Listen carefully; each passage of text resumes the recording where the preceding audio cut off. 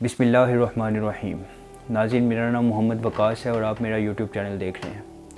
ناظرین، کئی گھنٹوں سے ہم ایک ویڈیو سوشل میڈیا پر وائرل ہوتے ہوئے دیکھ رہے ہیں کہ امریکہ کے ایک شہر کیلیفورنیا کے خاص علاقے لاس اینجلس میں ایک شدید قسم کی آگ بھڑک اٹھی ہے، اور وہ اس آگ کی شدت اتنی زیادہ ہے کہ وہ دیکھتے ہی دیکھتے پورے شہر کو اپنی لپیٹ میں لیے ہوئے ہے۔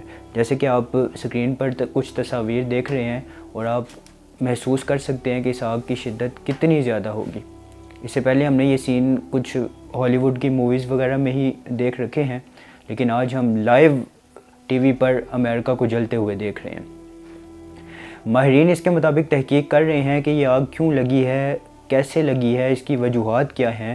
ماہرین کا کہنا ہے کہ یہ آگ خاص قسم کی ہواؤں کے چلنے سے لگتی ہے، لیکن ان کا مزید یہ بھی کہنا ہے کہ یہ خاص قسم کی ہوا جنوری میں نہیں چلتی، بلکہ ان ہواؤں کا امریکہ کی طرف رخ جون سے جولائی میں ہوتا ہے۔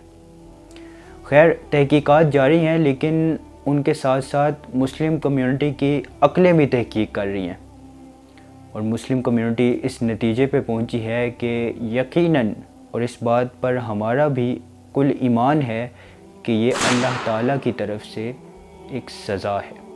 اللہ تعالیٰ قرآن کریم میں ارشاد فرماتا ہے وَإِنَّ بَطْشَ رَبِّكَ لَشَدِيدٌ، بے شک تمہارے پروردگار کی پکڑ بہت سخت ہے۔ یہ وہی ملک ہے جس نے اسرائیل کی حمایت کی تھی، نہ صرف حمایت کی تھی بلکہ اس کو ڈونیشن بھی فراہم کی تھی، اور اس کے بدلے میں اسرائیل نے غزہ پر بمباری کی تھی۔ بمباری کی وجہ سے لاکھوں مسلمان شہید ہو گئے تھے، اور جو سلسلہ ابھی بھی جاری ہے۔ ناظرین، اس طرح کا کوئی مسئلہ ہوتا ہے تو ہر انسان غمگین ہو جاتا ہے، لیکن شاید امریکہ میں آگ لگنے کی وجہ سے مجھ سمیت کئی ایسے مسلمان ہوں گے جن کو کچھ غم نہیں ہوا، کیونکہ یہ وہی آگ ہے کہ جو مسلمان ماؤں بہنوں کے کلیجوں میں لگی تھی۔ وہ مسلمان مائیں بہنیں، ہمارے بھائی، ہمارے باپ کا درجہ رکھنے والے انسان جو غزہ میں مقیم تھے، یہ وہی آگ ہے کہ جو بہنوں کے کلیجے میں لگی تھی، جن بہنوں نے غزہ میں اپنے نوجوان بھائیوں کے لاشوں کو دیکھا تھا۔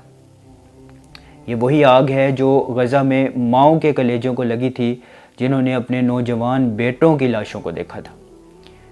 یقیناً یہ وہی آگ ہے جو بچوں کے کلیجوں کو لگی تھی، جنہوں نے اپنے والدین کے جنازوں کو۔ یقیناً یہ اللہ تعالیٰ کی طرف سے بہت بڑا انتقام ہے اگر امریکہ اس چیز کو سمجھے تو۔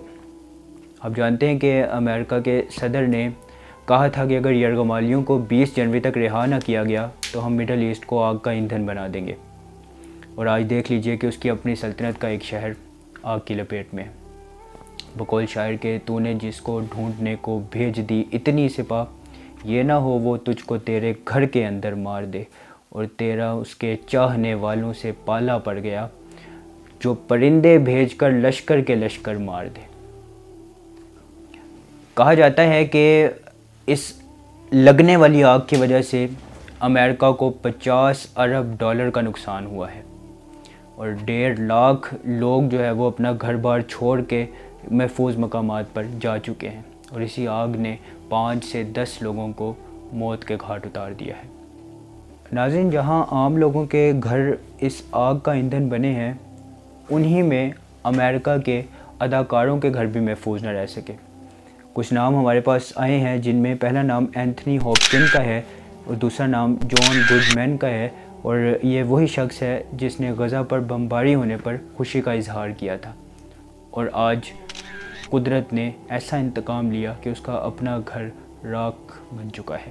اسی طرح ملز ٹیلر ہے جس نے 7.5 ملین ڈالر کا ایک لگژری اپارٹمنٹ، ایک ہوم بنایا تھا، گھر بنایا تھا، لیکن آج جو ہے وہ کچھ بھی نہیں بچا، اور اس کا سارا گھر جل کر راکھ ہو چکا ہے۔ ناظرین، جب آپ کسی کے ساتھ برا کریں گے تو یقیناً آپ بھی محفوظ نہیں رہ سکتے۔ اگر آپ کسی کے گھر کو جلائیں گے تو آپ کا اپنا گھر بھی محفوظ نہیں رہ سکتا۔ جس طرح جنوری کے ٹھنڈے موسم کے اندر وہ ہوائیں امریکہ میں کیسے داخل ہوئیں نہیں معلوم، آگ کیسے لگ گئی نہیں معلوم، گھر کے گھر کس طرح جل گئے ان کو نہیں معلوم، لیکن ان سب سوالات کے جوابات میرے خالق کے پاس موجود ہیں۔ جب آپ ناحق ناانصافی کریں گے کسی کے ساتھ تو کوئی نہ کوئی بد دعا عرش سے ضرور ٹکرائے گی۔ اللہ تعالی ہم سب کا حامی و ناصر ہو۔ اس کے مطابق آپ کو مزید انفارم کرتے رہیں گے۔ تب تک کے لیے اللہ حافظ۔